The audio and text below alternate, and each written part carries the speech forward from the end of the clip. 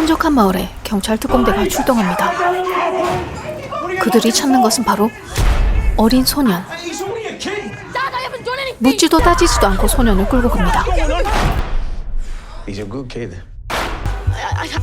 놀라 울먹거리는 소년과 He hasn't been found guilty. He's been accused. 안타깝게 지켜보는 아빠. Do you know a girl called Katie Leonard?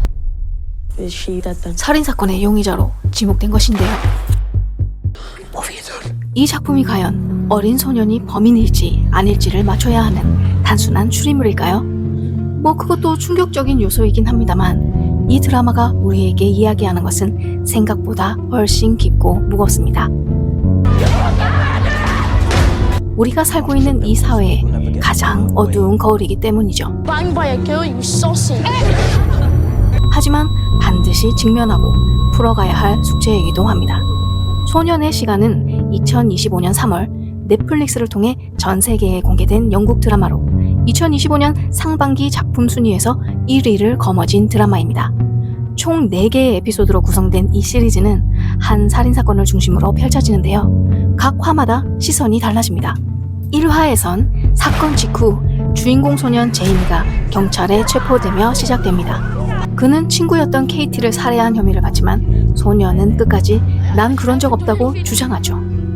2화는 경찰과 부모의 시선을 통해 사건의 단서를 하나씩 추적하며 제이미의 일상과 가족의 문제들이 드러나기 시작합니다. 3화에서는 심리상담사가 등장해 제이미와 단 둘이 앉아 아이의 깊은 심리 속을 파고들며 이 사건의 숨겨진 맥락을 밝혀내는 데 성공하게 되는데요.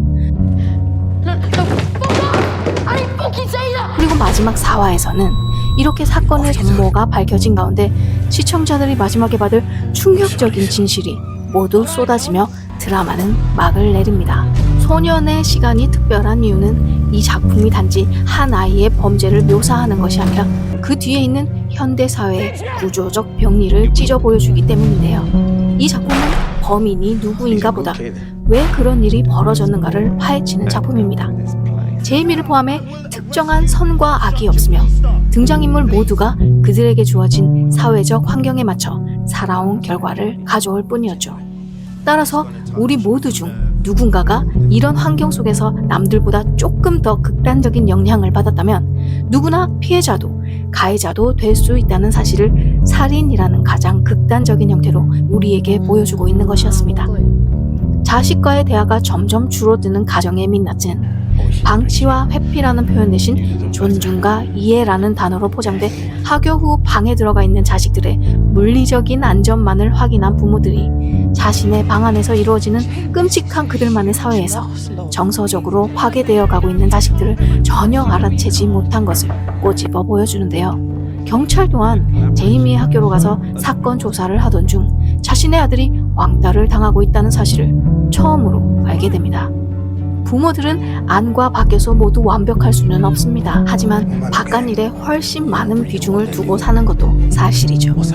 물론 그 이유는 가족의 행복이지만 아이러니하게도 이런 생활 속에서 당장 누가 가정에서 행복을 느끼고 있는 걸까요? 아이들의 사이버 세상에서 펼쳐진 일들은 어른들의 예상 범위를 훌쩍 넘는 수준 그 이상이었습니다.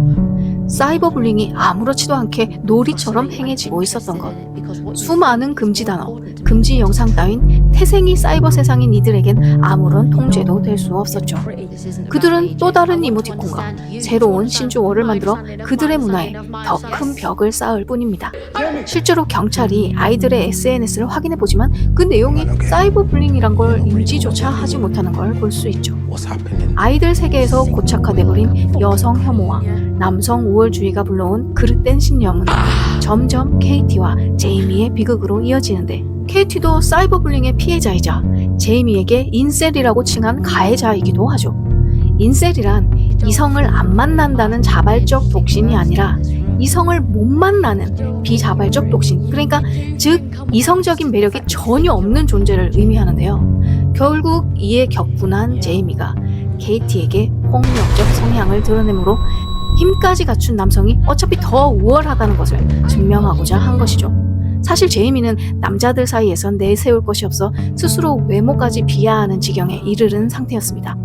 소년이 자신의 자존감과 우월감을 되찾기 위해서 나약한 여자를 골라 정복하거나 해치는 방법밖에 없다고 결론을 내리고는 사이버 범죄 피해자인 KT를 골라 정복을 시도했지만 거절당하자 곧바로 해를 끼치는 것을 선택하게 됩니다. 이 과정은 거의 매일 우리가 뉴스에서 보도되는 사건들과 쉽게 연결지어 생각할 수 있죠. 감독은 제이미의 서사에 의미를 두고 범죄자를 이해하게 하려 하는 뜻은 전혀 없습니다. 다만 이들의 사고 과정을 파헤쳐 범죄의 씨를 거두려는, 더 나아가서는 사회의 정화를 위한 관찰이라고 볼 수 있겠습니다. 그렇다면 제이미는 사회가 만든 후천적 사이코패스일까요? 그건 또 아닙니다. 아빠의 어린 시절 이야기가 그를 증명해주죠. 학대받고 자란 아빠는 이를 악물고 되물림만은 하지 않겠다 다짐하지만 불쑥불쑥 튀어나오는 욱하는 성질은 상담받던 제이미가 상담사를 대하는 태도와 꼭 닮아있죠. 제이미의 성향이 선천적이냐 후천적이냐를 논하게 만든 대목이 아닙니다. 어느 것에 비중을 두지 않고 현재 우리가 살아가는 어두운 구석을 감독은 그저 사실적으로 보여주고만 있죠. 우리가 거울을 보듯 대면해야 하는 모든 부분을 말입니다. 사실 극 초반에 제이미가 범인이라는 사실은 체포되는 순간부터 나타나 있습니다. 경찰이 제이미를 체포하려 방문을 여는 순간 제이미는 놀라 두 팔을 벌려 벽을 짚는데요.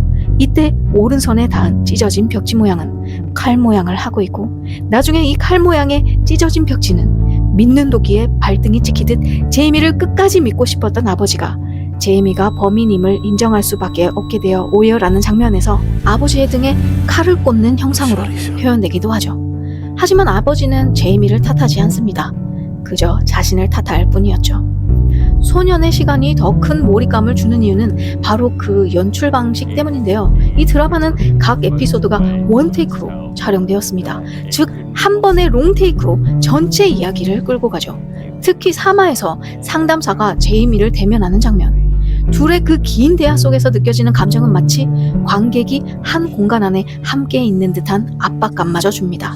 실제로 현장을 들여다보고 있는 듯한 이 느낌과 제이미의 눈빛, 대사, 몸짓 하나하나에 시청자들은 숨막히는 몰입감이 생길 수밖에 없었습니다. 소년의 시간은 공개되자마자 전 세계 80개국에서 1위를 기록하며 큰 이슈로 떠올랐는데요. 우리 모두의 문제이자 숙제인 이 드라마를 보고 영국의 총리는 모든 중등학교에서 이 드라마가 방영돼야 된다고 했죠. 그만큼 이 드라마는 단순히 쇼가 아니라 사회교육의 도구로 작용하고 있습니다. 이런 이슈는 처음 거론된 것은 아닙니다. 관련 사건을 접할 때마다 늘 수면 위로 올라왔던 문제였죠. 하지만 어디서부터, 무엇을, 어떻게 라는 질문을 던졌을 때 사람들이 하나로 통합되지 않는 이상 이 문제는 그저 불편하고 무섭고 때로는 눈을 돌리고 싶을 뿐 해결의 실마리조차 엄두를 못 내는 게 현실입니다. 하지만 외면하지 않고 마주할 때 비로소 변화가 시작됩니다. 감독은 이런 문제를 마주하는 것부터가 해결의 실마리라고 말해주는 게 아닐까요? 지금까지 소년의 시간 리뷰 및 분석이었습니다. 끝까지 시청해주신 여러분 감사합니다.